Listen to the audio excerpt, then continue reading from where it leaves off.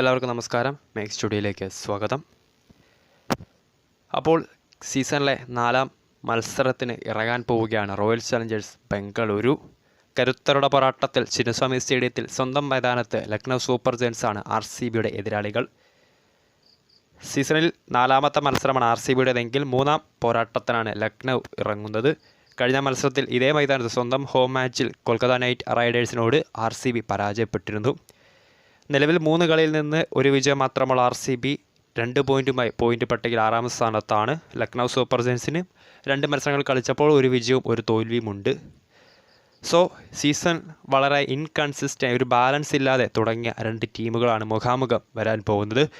വിജയം അനിവാര്യമായ പോരാട്ടം തന്നെയാണ് ഇരു ടീമുകൾക്കും സീസണിൽ കൂടുതൽ മുന്നോട്ട് പോക്കിന്. അതിനാൽ തന്നെ വാശിയേറിയ പോരാട്ടം തന്നെയായിരിക്കും ചിന്നസ്വാമി സ്റ്റേഡിയത്തിൽ റൺ മഴ പെയ്തൊഴിയാത്ത ചിന്നസ്വാമി സ്റ്റേഡിയത്തിൽ കാണാൻ പോകുന്നത്.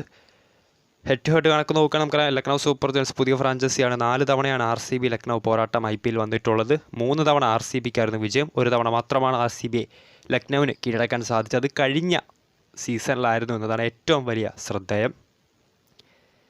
പിച്ച് റിപ്പോർട്ടിലേക്ക് വരികയാണെങ്കിലും ചിന്നസ്വാമി സ്റ്റേഡിയത്തിൽ ബംഗളൂരു ചിന്നസ്വാമി സ്റ്റേഡിയത്തിലാണ് മത്സരം നടക്കാൻ പോകുന്നത്. ബാറ്റിങ്ങിന് വളരെയധികം അനുകൂലമായ പിച്ചാണ്. Toss winning captain definitely bat first എടുക്കാനായിരിക്കും മോസ്റ്റ് പ്രോബബിളി സാധ്യത. അല്പം ചൂടൊക്കെ കൂടിയൊരു കാലാവസ്ഥ തന്നെയാണ് ബംഗളൂരുവിലേത്.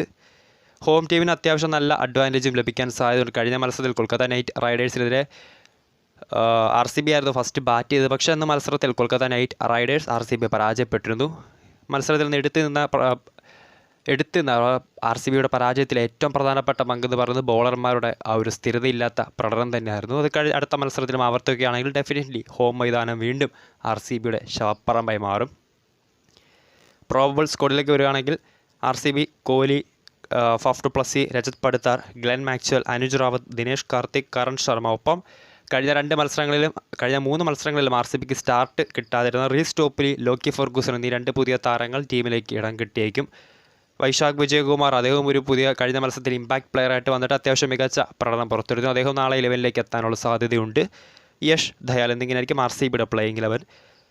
LSCയിലേക്ക് വരുവാണെങ്കിൽ ക്യാപ്റ്റൻ KL രാഹുൽ കഴിഞ്ഞ മത്സരത്തിൽ ഇമ്പാക്ട് പ്ലെയറായിട്ടായിരുന്നു വന്നത്. അദ്ദേഹം ഒരുപക്ഷെ നാളത്തെ മത്സരത്തിൽ സ്റ്റാർട്ടിംഗ് 11ലേക്ക് എത്തിയേക്കും. KL Rahul, Devdutt Padikkal, Quinton de Kock, Ayush Badoni, Nicholas Pooran, Mayank Yadav കഴിഞ്ഞ മത്സരത്തിൽ IPL ചരിത്രത്തിലെ 5ാമത്തെ വേഗതയേറിയ പന്ത് കുറിച്ച് അരങ്ങേറ്റ മത്സരത്തിൽ തന്നെ മികച്ച പ്രകടനം പുറത്തെടുത്ത മായങ്ക് യാദവ് നാളെയും LSC 11ൽ സ്റ്റാർട്ട് കിട്ടിയേക്കും.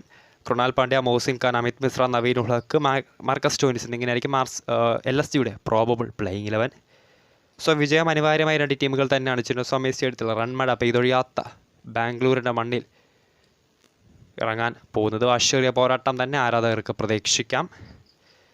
IPL മാച്ച് നമ്പർ 15 ആണ്. RCBയുടെ 4ാം റൗണ്ട് പോരാട്ടമാണ്. ലക്നൗ സൂപ്പർ ജയൻസിൻ്റെ 3ാം റൗണ്ട് പോരാട്ടം.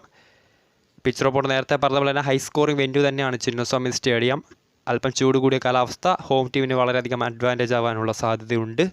കഴിഞ്ഞ മത്സരത്തിലും RCBക്ക് ഹോം മാച്ച് തന്നെയായിരുന്നു. പക്ഷേ അന്ന് നിർഭാഗ്യവശാൽ കൊൽക്കത്തയോട് RCB പരാജയപ്പെട്ടിരുന്നു.